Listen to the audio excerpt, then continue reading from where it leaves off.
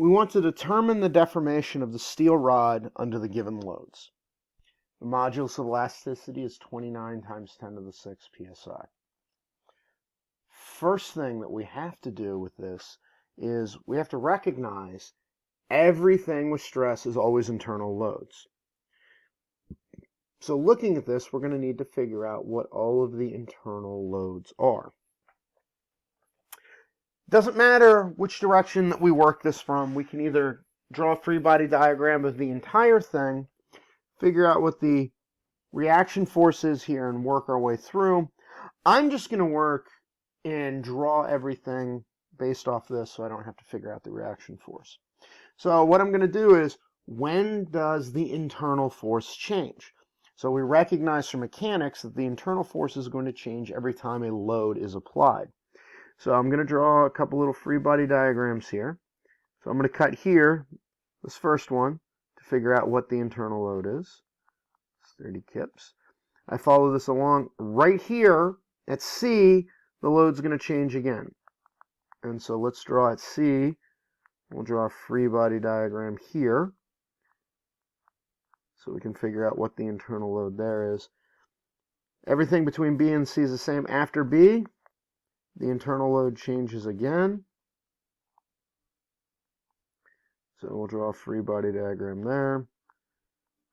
30 kips.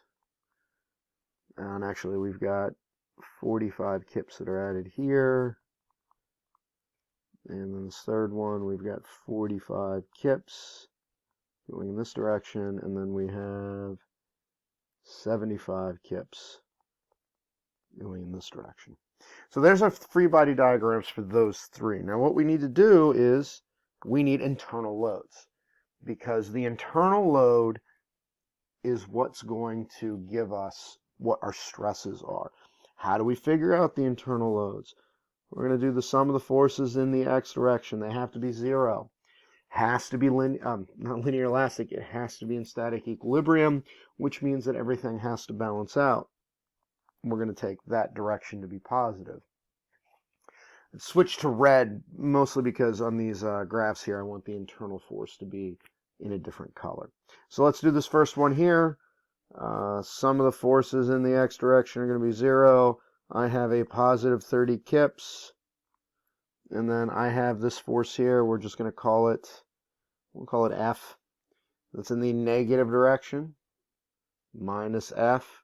That all has to equal 0. I solve that. F is 30 kips. So this force here is 30 kips. Now, 30 kips, that's in tension. I'm pulling it away. I'm elongating that. That's going to be important because since I'm in tension, it's a plus, because my deformation is going to grow. It's going to get bigger. Signs are going to be really important as we do this. Let's do this next one here. So I have this force here. Some of the forces in the x direction are going to be 0. So once again, I've got 30 kips in the positive direction. I have 45 kips in the negative direction. And I've drawn my F force in the negative direction. So if I go and solve this, I move the F over to the other side, I'm going to be left with negative 15 kips. So what does that tell me? It tells me I drew my arrow in the incorrect direction, so let's change the arrow. My arrow is actually going this way. So I have 15 kips pushing in. I am now shortening what's going on. I am making it smaller. It's going in the negative direction. I'm compressing it. Since I am compressing it, my deformation is going to get smaller. And so we just have to remember that. I mean, I can leave it pointed in that direction because I'm just going to have that negative sign in there anyway. So I'd put negative in there, or I can just redraw it, showing it in the proper direction, but I will be putting that down as a negative force because it's in compression. So last one here, let's do the third one. So f of x equal to 0. So I've got 30 kips in the positive direction. I have 45 kips in the negative direction. and then I have 75 kips in the positive direction. So if I go and look at that, oops, and there's my F force, so minus F. Can't forget that internal force, that's what we're calculating out. So if I go and actually solve this, what am I going to end up with? I'm going to end up with 60 kips. And so that's 60, and it's positive. It's drawn in the right direction. So, tensile, positive deformation.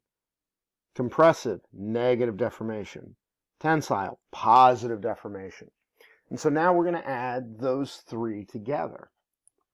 So how are we going to do that? Well, we're going to go to our equation.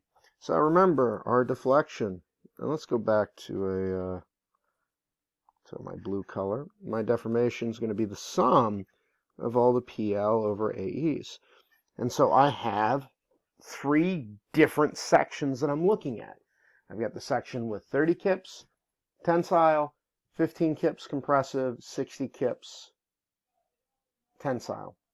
Now, so what is this going to be? Well, this is just going to be PL over AE of section 1 plus PL over AE of section 2 plus PL over AE of section 3.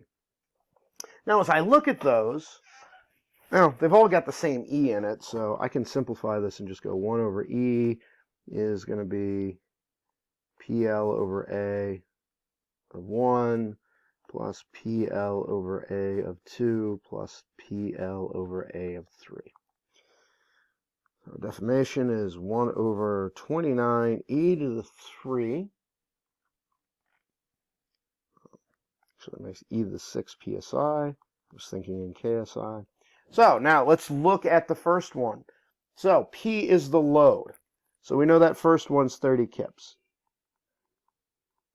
Length. What length do we use? Let's go back, and we always are going to use the length over which that internal force applies. So in this case, it's 30 kips everywhere from C to D, because it doesn't change the internal load until we get to C. So the length is going to be 16, because that is over which length that guy applies. So 16 inches. And then we're going to divide it by the area. That one was 0.3 inches squared.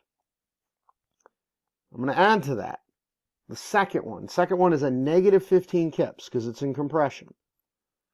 So if I go back and I look at it, it starts compressing at C, it ends compressing at B because the internal force changes. So that's 12 inches.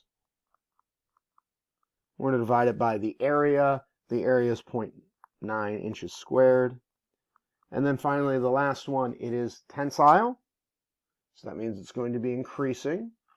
So we have a positive 60 kips acting over 12 inches, because that is what we have for the length. And that one's also 0.9 inches squared. So if I look at these units, I've got kips. What's a kip? A kip is 1,000 pounds. I have inches up here. I have inches squared down here. I have the same units on all of those, so I'm going to be able to add all of those together. And so what I'm going to have is I'm going to have thousands of pounds per inch, because that'll cancel out.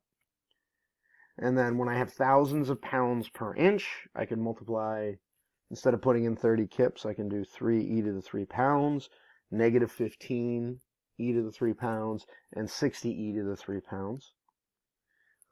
And so what I will have is pounds per inch, and then I'm going to be multiplying that by 1 over pounds per square inch. Pounds will cancel out. One of the inches will cancel out, so I'm going to be left with inches, which is good because that's what I expect.